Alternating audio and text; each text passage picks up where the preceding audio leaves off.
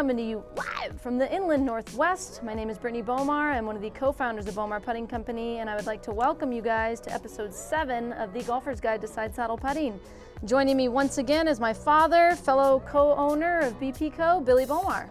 Thank you, everybody. Thanks for being here today, Billy. Guys, we want to take the opportunity today to look back on our origins of what we originally used with side saddle and how the T model was developed into our production models now, the BB10 and the Blaze. So we're kind of just going to do a little Q&A session. You know, Billy's been doing this a bit longer than I have, so he knows a little bit more about the history. So Billy, just talk about a couple of these models that you used originally when there wasn't any side saddle manufacturers, and then how the T-Rific was made for you and why. Excellent. So you can kind of see somewhat odd looking, but when I started putting, there was not a side saddle specific putter. You kind of found what was close to center shafted. Both of these similar like this, but you can see not pretty, but very effective on what I was doing. Right before the 1996 World Putting Championships, which I qualified for, with actually a putter right like this one, T-Rific. Brad Butler, who was a golf professional at Arizona Golf Resort in Arizona, where my family had lived since 1963 and my grandparents lived there. I grew up on the golf course. Brad designed this putter, gave me one. I ended up finishing 7th in the world down there with this putter. Everywhere I went, people would call it ugly or a plumber's tool or something like that. And then, you know, after I'd make every putter, have 19 putts in an event or something, they'd ask and want to know more about it. But not the most aesthetically pleasing putter, but very effective. Also probably not the most soundly put together putter. Right. They either had pins, 4 or 2, epoxied, face would come off, barrel could come off. And so they were not as put together as what you'd like. Right. And like with Billy, I started putting this way when I was young. I was about 10 years old and used the T-Rific as well. We had a couple different variations. Like you said, no two were ever alike. But it worked for me. I've been doing this my whole life. And then by chance, one of our members here, Sebastian Vatsfog, who's a very talented engineer, needed to pay off the rest of his pass here, so offered to build my dad a club. And I know that so Seabass offered to trade out his remaining pass money for some putters and said he would build me one, and I knew he was a very talented young man, worked with steel. And so I said, sure.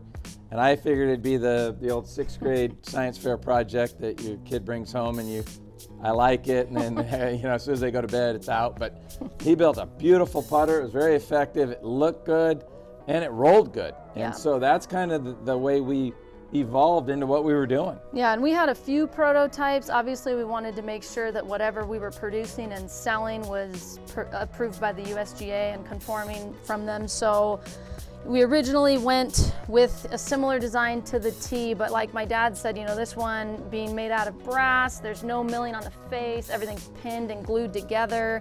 What Seabass was able to produce for us, it's beautiful, 303 stainless steel, everything's hand TIG welded together.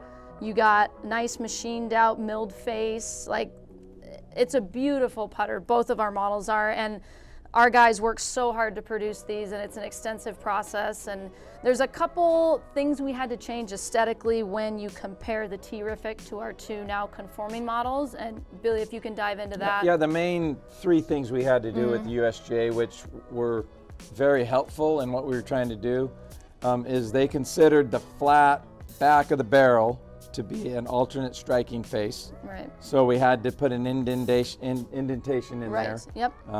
Which we've done on our putters. Second thing is we had to go to a 10-degree radius from about an 8 to a 7, or even to flatten it out a little bit. And then the last thing is that we had to go 76 degrees with the lie angle. 90 degrees straight up and down is non-conforming, is illegal. USGA allows 80 degrees at the max, and we get a lot of questions on why are you at 76. Yep. We did find out the USGA can change anything at any time, and they are thinking about this year probably reducing that angle to 76. Right. So they helped us out and didn't allow us to build a lot of useless putters at 80 degrees.